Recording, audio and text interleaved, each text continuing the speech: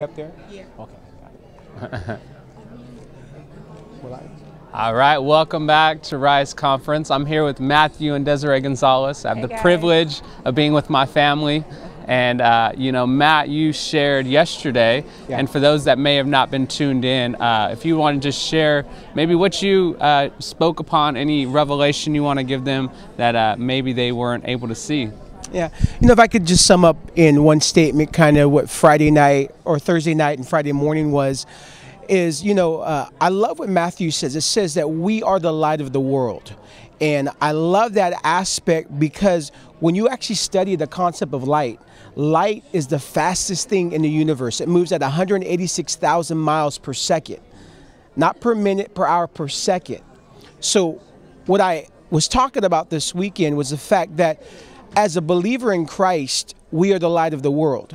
And so there's never been a battle between light and darkness. It's never been. Because nothing that the world can come up with that surrounds you and nothing that heaven or nothing that hell can create is fast enough or is not faster than the light you carry. So it's never been a battle between light and darkness. Matter of fact, we see this in the beginning. God says, let there be light. What happened? Light happened.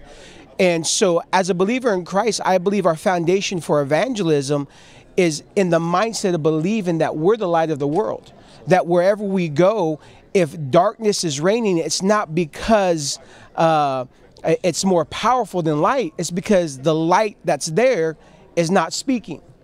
And so for us to be light means we need to show up. In the Old Testament, they had to wait for God to show up. In the New Testament, that's no longer the rules of engagement because God's in us. So when we show up, he shows up, light happens. So.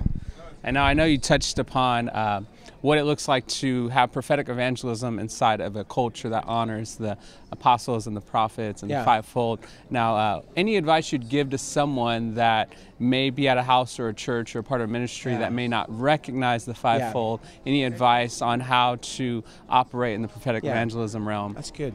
Well, on Friday night, I talked about, we've only seen evangelism and evangelists built on a pastoral foundation. I grew up in a church where we recognize pastors. In a church and organization, we recognize pastors, evangelists, and teachers.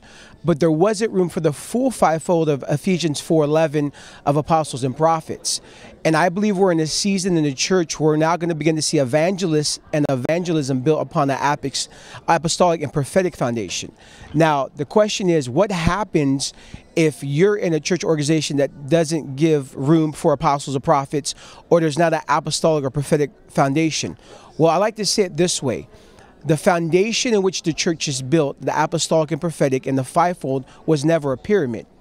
If it was a pyramid, then you would actually need those offices in your pyramid. What it is, it's a foundation. So the church as a whole is being built on this foundation. So if you go to a church organization or a part of this that doesn't have apostles or prophets, doesn't mean you can't build on that foundation. You just look, who are the apostolic fathers and prophetic fathers in the world right now? Those, as you recognize them, honor them, receive their teachings, get their books, go to their conferences, you're building on that foundation. You don't necessarily have to have that in your house. You just build on what's currently out there. And so I hope you guys are taking notes. This is great stuff. And another question we have is, you guys have done such a great job raising your kids. I'm their uncle, so of course I'm going to say that. But just seeing them operate in their God-given gifts and talents and ability to, hear the voice of God and move from that place. Any advice you would give parents that are watching or soon-to-be parents on how to train their kids in prophetic evangelism, how to hear the voice of God? Desiree? I'll take this.